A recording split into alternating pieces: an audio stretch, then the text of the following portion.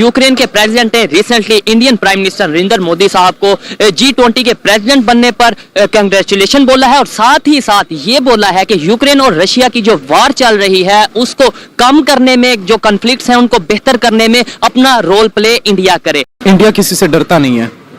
मैं पाकिस्तान में बैठा हूँ, हमारी मुखालिफत है उनसे, लेकिन जो बात मानने वाली है वो मानने वाली है। इंडिया किसी से नहीं डरता। यूक्रेन ने इंडिया से हेल्प मांगी है, पाकिस्तान से नहीं, क्योंकि पाकिस्तान को खुद अभी हेल्प की जरूरत है। इंडिया की जो फॉरेन पॉलिसी है वो उस पर स्टैंड करते हैं। अगर कोई देखता है, चाहे वो उनका एलाई क्यों ना हो, अमेरिका को देख लें। अमेरिका ने कितना रोका था कि रशिया से तेल ना खरीदे, अमेरिका ने कितना कहा था कि रशिया से वेपन्स ना खरीदे।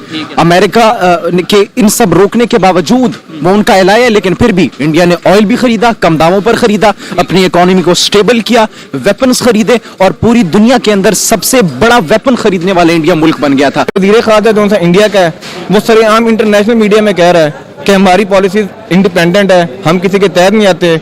यहाँ पर एक चीफ ऑफ आर्मी स्टाफ के होते हुए 4 वजीर आजम तब्दील होते हैं, वहां पर एक वजीर आजम के होते हुए 4 चीफ ऑफ स्टाफ तब्दील होते हैं।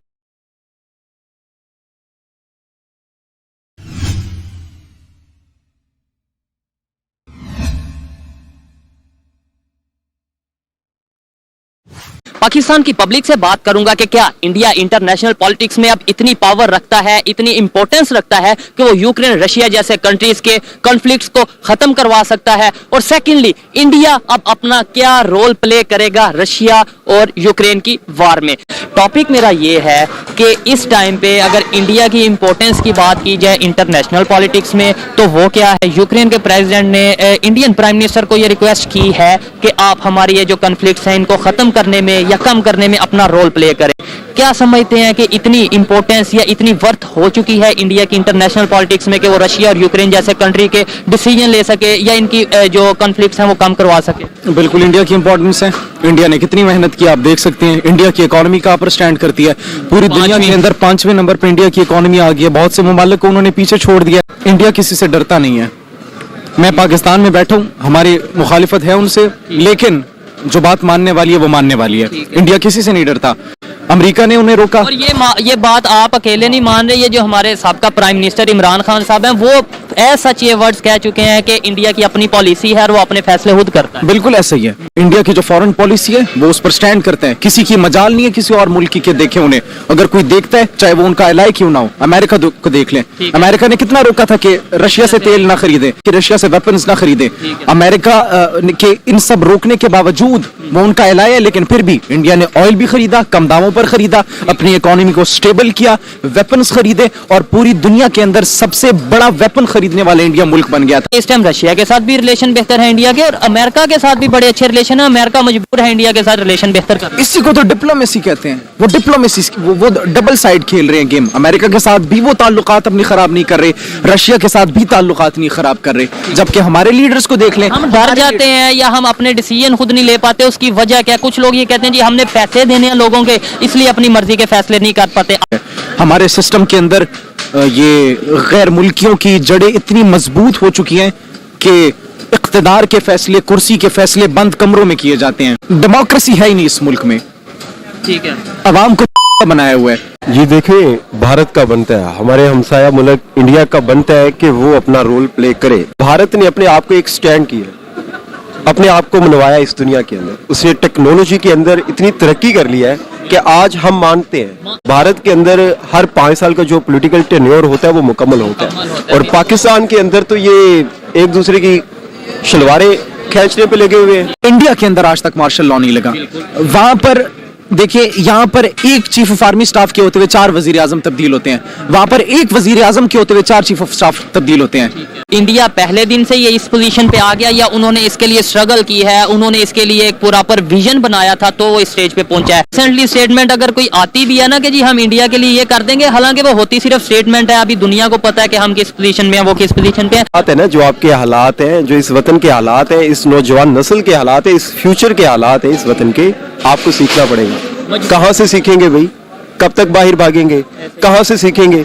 अपने हमसाए मुल्क से आप सीखेंगे। यूक्रेन के प्रेसिडेंट ने इंडियन प्राइम मिनिस्टर से रिक्वेस्ट की है कि इस वार को ख़त्म करने में या ये जो कॉन्फ्लिक्ट है इसको ख़त्म करने में आप हेल्प करें, आप बीच में अपना रोल प्ले करें। क्या कहना चाहेंगे, इंडिया की इतनी इस टाइम वर्थ हो चुकी है कि वो रशिया जैसे और यूक्रेन जैसे जो कंट्रीज हैं उनकी वार को ख़त्म करवा सकता है या अपना रोल प्ले कर सकता है? जी, ये मेरे ख्याल में तो बिल्कुल तकरीबन सही बात है कि इंडिया का आजकल इंटरनेशनल पॉलिसीज में बहुत अहम किरदार है। हमारे खारजा पॉलिसी को भी देखें ना कि हम इंडिपेंडेंट नहीं होते। हम जब भी करते हैं कि हमें अमेरिका से ज़्यादा लेनी पड़ रही है, सऊदी अरब से ज़्यादा लेनी पड़ रही है, कोई भी पॉलिसी बनानी है तो हमें उस चीज़ को रख के सामने रखना होगा।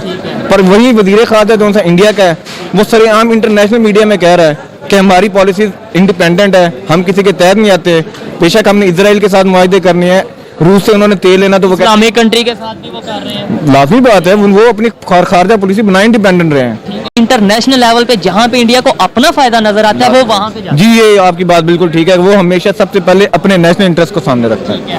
हमें अमेरिका से दबाव आ रहा है, हमें कोई आजकल कैश नहीं दे रहा, और 6 अरब 11 करोड़ डॉलर पाकिस्तान के अकाउंट में रह गए, जिसमें से 6 अरब तो हमारे पास सिर्फ किसी के दिए हुए पैसे हैं, पड़े हैं, मतलब समझ लें कि किसी ने अमानत रखवाई। हाँ, जब भी हम कोई इंटरनेशनल इंडिपेंडेंट पॉलिसीज बनाते हैं ना तो हमारे ऊपर इंटरनेशनल प्रेशर आने लग जाता है। क्यों आने लगता है इंडिया पर? वो देखें, रशिया से जब उन्होंने इंडिया वालों ने बोला कि हम ऑयल लेंगे तो यूएस ने बोला आप ऑयल नहीं ले सकते, सैंक्शंस लगी, उन्होंने फिर भी ऑयल लिया। प्रेशर तो उन पे भी आया लेकिन उन्होंने लिया। इसका मामला ये है ना कि हम प्रेशर फील नहीं करते, प्रेशर फील करते हैं और वो प्रेशर फील नहीं करते। वो मुशर्रफ के बारे में आ रहा था कि जब 9/11 का वाक़या हुआ तो उसके टांगे कांप रही थी, और जब एबटाबाद में आकर उसामा बिन लादेन को मारा गया तो आसिफ अली जरदारी जाकर शुक्रिया अदा कर रहे थे, कांग्रेचुलेशन बोल रहे थे कि जी आप। हमारे मुल्क के अंदर आकर अमेरिका के ड्रोन हमला हुआ है। कौन सी इंटरनेशनल कंट्री है जो अपनी हदूद में आके किसी को हमला करने की इजाजत फिर पता भी ना चले, मतलब अटैक होने के बाद पता चले मीडिया पे आए कि जी और ऊपर से शुक्रिया अदा कर रहे हैं। देखिए, ये हम लोग जितने भी हैं हम उनके नीचे गुलाम बने हुए हैं। रशिया ने, मैं आपको बता दूं, शायद आपको पता हो या नहीं, लेकिन उन्होंने भी ये बोला कि भाई हमने पहले ही जो ऑर्डर पकड़े हैं, इंडिया का ऑर्डर लिया है या जो जो ऑर्डर पकड़े हैं हम पहले उनको क्लियर करेंगे, उसके बाद अगर बचा तो हम आपको। मैं इंडिया की एक चीज के ऊपर बड़ी खूबसूरती की बात करूंगा कि उनकी जब वो अपनी हुक्मरानों को चूज करते हैं ना, अपने पॉलिटिकल लीडर्स को, तो वो अपने अंदरूनी मामला को खत्म कर देते हैं। मिसाल के तौर पर जब इलेक्शन होगा तो मोदी को वोट सबसे ज्यादा मुसलमानों ने डाला था। आज इंडिया इंटरनेशनल लेवल पर इस पोजीशन पे है कि यूक्रेन जैसे कंट्रीज या रशिया जैसे कंट्री अपने मसाइल को हल करने के लिए इंडिया को इन्वॉल्व करना चाहते हैं, तो वो इंडिया की फॉरेन पॉलिसी या ओवरऑल पॉलिसीज की वजह से है। फॉरेन पॉलिसी इस तरह स्ट्रॉन्ग है ना, उनकी इकोनॉमी भी स्ट्रॉन्ग होगी और उनकी डिफेंस सिस्टम भी इस तरह स्ट्रॉन्ग है। अगर इंडिया को कोई कह रहे हैं तो देखें, इंडिया ने सबसे पहले तो अपने आप को स्ट्रॉन्ग इस कदर कर लिया है, तो इसलिए तो लोग इंडिया को कह रहे हैं ना कि आप हमारा मुआहिदा करवाएं, यानी यूएसए और चीन। हम इनके बगैर चल ही नहीं सकते। यही वजह है कि हम इन पे डिपेंड है। वो करते हैं यस, हम करते हैं यस, वो करते हैं नो, हम करते हैं नो। बाकी हम रशिया से तेल खरीदते हम रह गए क्योंकि हमें यूएस ने मना कर दिया। जैसे हम रशिया की तरफ नहीं जा सकते, पर इंडिया जाता है, हमें अमेरिका रोक देता है। पॉसिबल कि ये पाकिस्तान कोई इतना ज़्यादा हैवी है कि वो इंडिया को बीट करना चाहे। इंडिया है, इंडिया आगे निकल गया, बहुत आगे निकल गया। क्या वजूहत है? कोई वजूहत बता। सर, उसकी 2-3 वजह है। एक तो उन्होंने सबसे बड़ी चीज़ है कि वो वक्त के साथ चल रहे हैं। आईटी का दौर है तो वो आईटी को प्रमोट कर रहे हैं, मेडिकल का दौर है तो वो मेडिकल को प्रमोट कर रहे हैं, एजुकेशन है तो एजुकेशन को प्रमोट कर रहे हैं। अगर यूक्रेन और रशिया में पीस करवा जाता है इंडिया, तो पूरे वर्ल्ड में क्या इम्पैक्ट जाएगा? वर्ल्ड में इम्पैक्ट इसका बहुत, उसका इंडिया का इम्पैक्ट बहुत अच्छा पड़ जाएगा कि उन्होंने वार को रुकवा दिया और पीस का जो है यूएन भी नहीं कर सके, मतलब अभी तक कोई भी नहीं कर सका। तो जो इंडिया कर जाएगा, इंडिया अगर हो जाए तो बेहतर है इस बारे में, क्योंकि बेगुनाह लोग मारे जा रहे हैं इस मामला में। उन लोगों का तो कोई कसूर नहीं है। उनकी फॉरेन पॉलिसी इस तरह स्ट्रॉन्ग है ना, उनकी इकोनॉमी भी स्ट्रॉन्ग होगी और उनकी डिफेंस सिस्टम भी इस तरह स्ट्रॉन्ग है। इंडिया की कामयाबी का क्या राज है? वो सबके साथ ट्रेड करता है, इंपोर्ट एक्सपोर्ट हर चीज़ से, किसी को कुछ दे रहा है तो किसी से कुछ ले रहा है। असल में मेरा ख्याल से हम लोगों की हेल्प मांग सकते हैं, अभी कर नहीं सकते। ये बात है, इस वजह से यूक्रेन ने हमें हेल्प मांगती नहीं है कि यार ये तो हमसे हेल्प मांग रहे हैं। इस वजह से यूक्रेन ने इंडिया से हेल्प मांगी है, पाकिस्तान से नहीं, क्योंकि पाकिस्तान को खुद अभी हेल्प की ज़रूरत है। अगर अमेरिका कहे कि पाकिस्तान यहाँ बैठ जा तो पाकिस्तान यहाँ बैठ जाएगा, क्योंकि हमने खुद को कमज़ोर कर लिया, कमज़ोर कर दिया। आज अगर हम, आपने पहले ये पूछा कि इंडिया को क्यों लाया जा रहा है, देखें आज पाकिस्तान उस तरीके से स्ट्रॉन्ग है ही नहीं है। इंडिया को क्यों लाया जा रहा है? इंडिया स्ट्रॉन्ग है।